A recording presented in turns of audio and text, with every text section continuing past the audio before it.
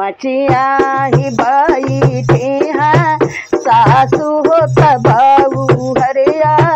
रजकर बहू हरिया रजकर हो मोरी सासू भैया के भाई ले हो रिलवा हो बधुआ लेके जाबे हो बधुआ लेके जाबई हो मोरी सासू भैया के भाई ले हो रिलवा हो बधुआ लेके जाबे हो बधुआ लेके जाबई हो।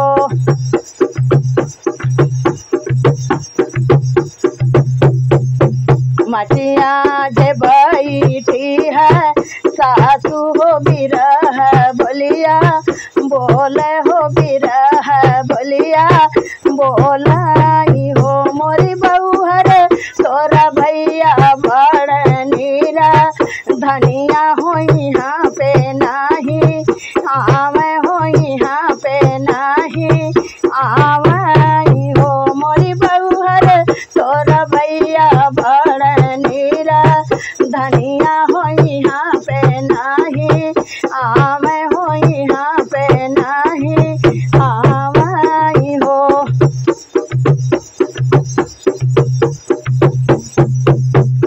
इतनी बचन बहुहर सुनली हो तमाना माधु खितभाय माना माधु खितभाय हो मोरी सखिया हथवा में लिहली तिल चाउर हो तसूरु जुमा नाम हो सुरुज पैया लगाई हो। ओ मोरी सखिया हथवा में लिहली तिल चाउर हो तसूरु जुमा नाम हो सुरुज पैया लागे हो सुरुज पैया लगाई हो।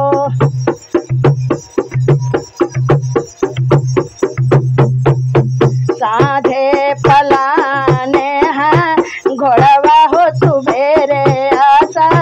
वरवा हो सुबेरे आसा वरवा न हो मोरी सखिया दुआरा पखेले लाभा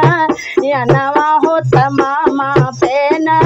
जर गई मामा पेना जर गई हो।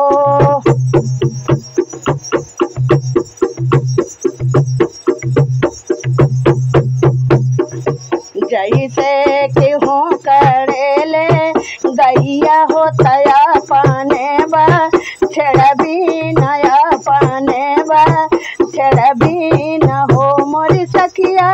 वैसे करो वेली बा हिनिया हो तया पाने भी रन भी नया पाने भी रन भी न हो।